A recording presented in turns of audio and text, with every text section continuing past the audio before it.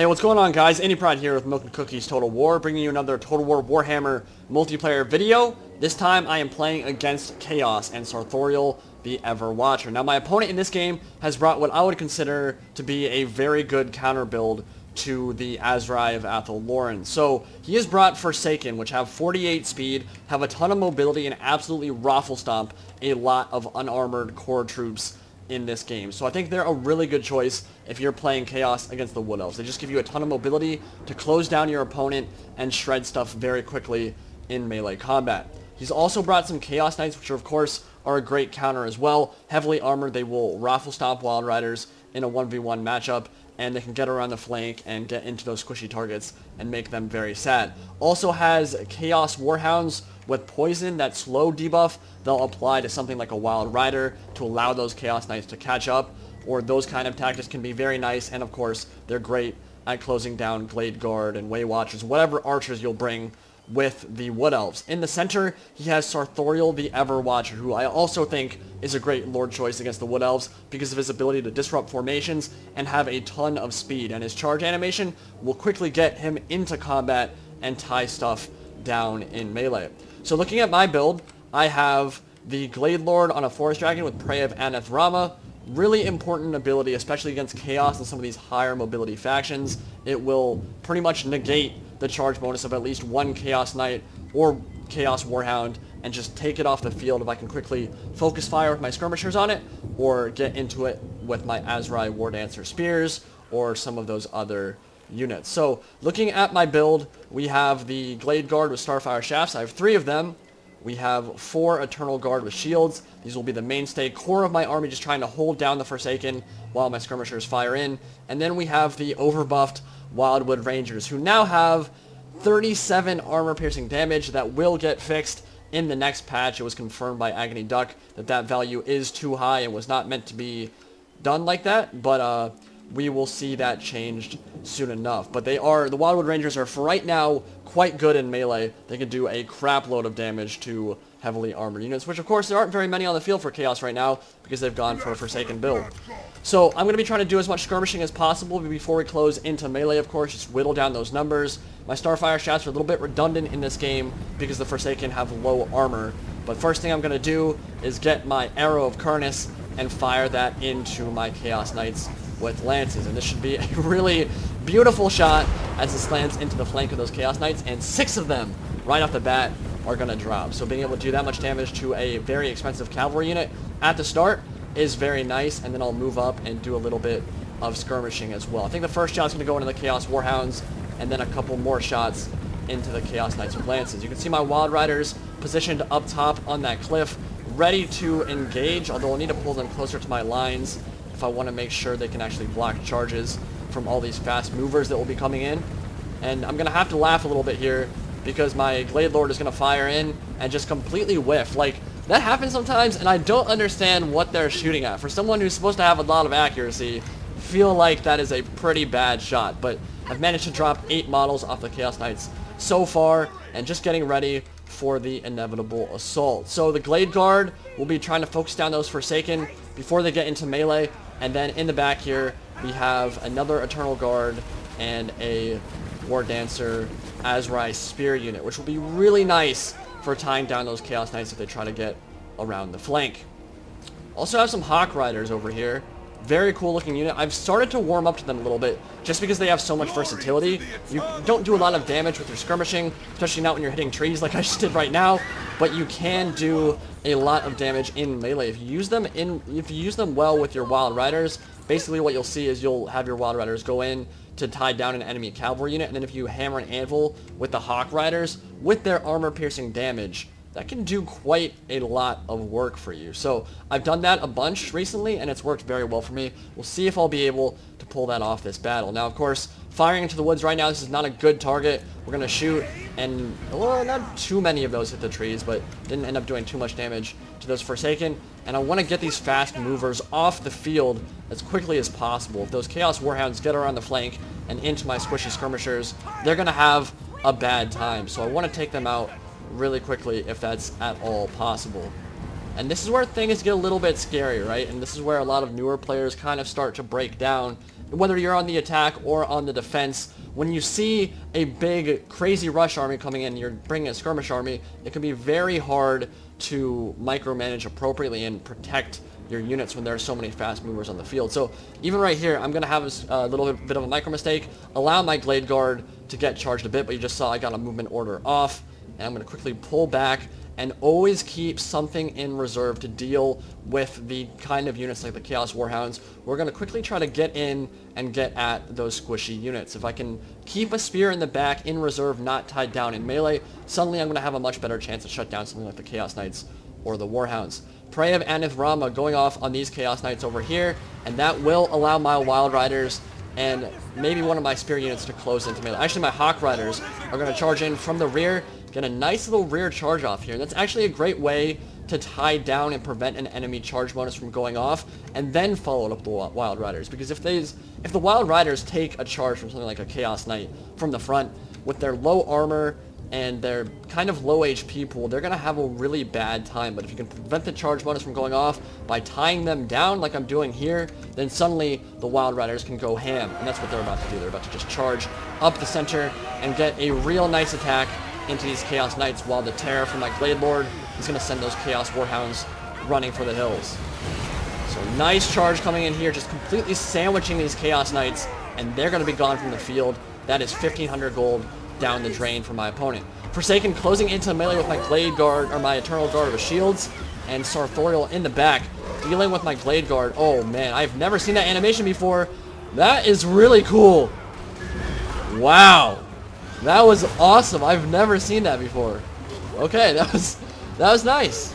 Alright, so let's slow it down a bit here, because this is a really fast battle, as you can probably tell by the timer. The Sartorial is doing exactly what he's supposed to do with his high mobility, with his high weapon strength and melee attack, tying down my Glade Guard, preventing them from firing in to his Forsaken or even firing into Sartorial himself. And on this flank, I am just chasing off his Chaos Knights with my War Dancers with spears. I did make a micro mistake with them, allowing them to get charged while I was not braced. With a low armor unit like this, they can take a lot of damage, as you can see, from something like a Chaos Knight charge, even though they do have a very high bonus first large of 23. They just don't have a lot of armor, so taking a charge from something like a Chaos Knight is not ideal. But I'm chasing them off, preventing them from getting in at my squishy targets, so that's still going relatively well for me. In the back here, a little bit of a micro mistake on the Chaos Warhounds with poison. They are not going to be able to get into my skirmishers anytime soon. I am focus firing them down. But my center is going to have some trouble holding. Forsaken, as one of them gets just completely decapitated by a spear. Eternal Guard are just not going to have a good time in melee with Forsaken. They can hold the line a little bit, but they're not going to win. And I've tried the Forsaken against Wood Elves a lot recently. It works really well, especially when your opponent is bringing a skirmishy kind of build. Now against Wild Rangers, things are definitely different. Wildwood Rangers are going, even with Plague of Rust on them, which of course is not a great spell anyway, are going to Raffle Stomp these Forsaken. So I should be able to hold the line over here as they try to push through, and these guys are going to shatter, and you can see me focus firing down those Chaos Warhounds in the back. Now it's time to just disperse and use my Wild Riders and my Hawk Riders to start going for all these squishy targets in the back.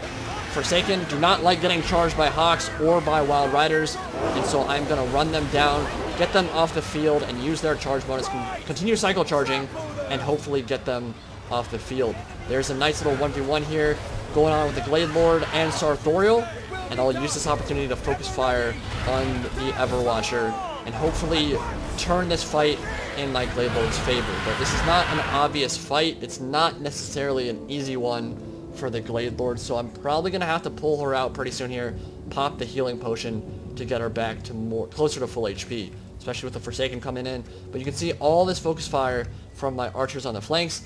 And one thing that's really important that I see a lot of newer players do sometimes with their archers is they'll keep them all in one big control group. And you'll see, I'll draw a blue circle here, they'll kind of move them all in a circle like this big, or maybe a little bit bigger, maybe like that big, and they'll keep them really close to each other. That's really bad, because if you don't disperse, it means that you can have one unit, one fast mover like a Chaos Knight, just completely tie down the entire ranged blob. So if you can do something like this, where you get multiple control groups going, spread them out, that suddenly makes it a lot harder for something like a Chaos Knight to get in and just start slaughtering you. If you're firing in from multiple different flanks, you can only tie down one at a time, and you can continue to get that DPS in on the important targets you want to bring down. So Glade Lord getting the hell out of there. Don't blame her at all. Sartorial is a problem in melee, especially when he pops the Scroll of Shielding for that 22% damage resist. And here comes the charge. He's going to do a lot of damage here. This is his dream, getting into a squishy target like the Glade Guard. And should have no trouble slaughtering a bunch of them. Look at that disruption. Sartorial is really interesting in the way he can disrupt formations.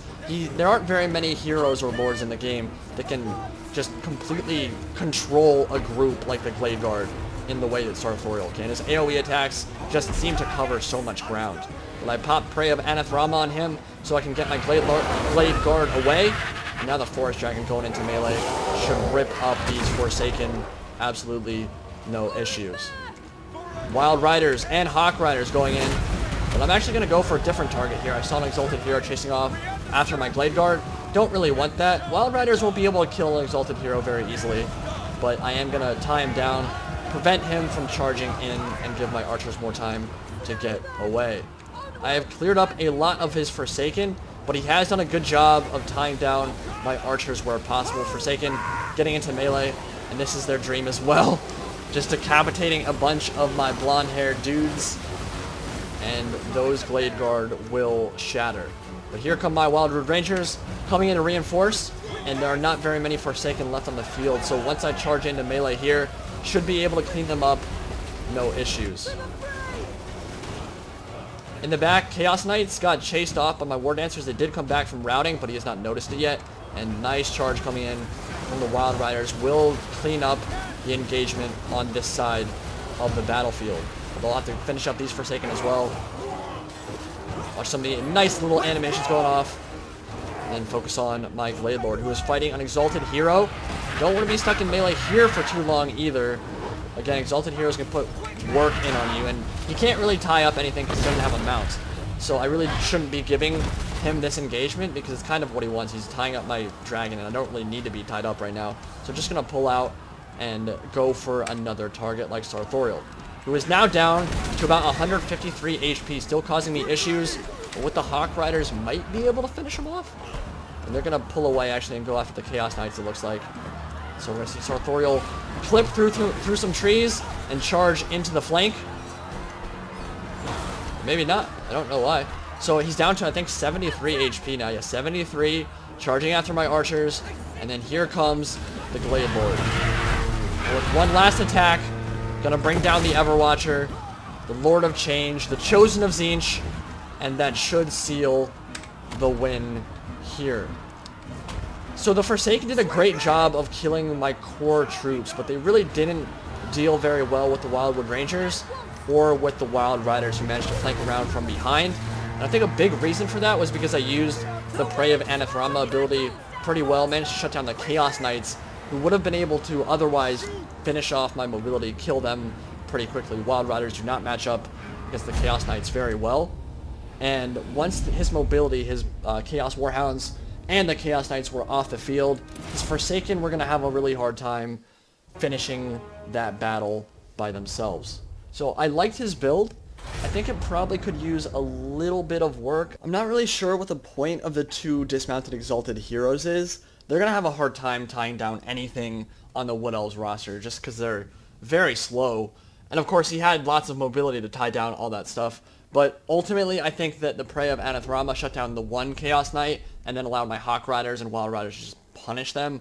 And then on the other side, I think he let my Azrai War Dancer's Spear do a little bit too much. They kind of bullied the Chaos Knight over on that side, so he didn't make any impact with that on that side of the engagement either. So, I don't know. I think with a little bit better micromanagement and understanding that the Exalted Heroes are probably not the best choice in the Chaos vs. Wood Elves matchup. I think if he had gone for example, he didn't know that I wasn't bringing Treekin. He didn't know that I wasn't bringing Darthu or some of the Tree Spirit units. So I think a Fire Wizard or a Manticore would have been a really good choice in this game and would have helped buff up his Forsaken in the mainline engagements as well. Not to mention just having a flying Manticore that causes terror that could have really gotten in and put the hurt on my Glade Guard in the back lines. I think that would have been a better choice than having 2 Exalted Heroes, and they would have had more money left over to go for some other stuff. But ultimately, I like the idea of his build. I have used similar builds with Chaos against Wood Elves to great effect, and I do think Forsaken are a great unit to use to counter the Wood Elves as a faction, just because they can run down archers so easily and cut through Eternal Guard with shields relatively easily as well. Hope you guys enjoyed this game, and I will be bringing you much more content very soon. Indypride signing out for now.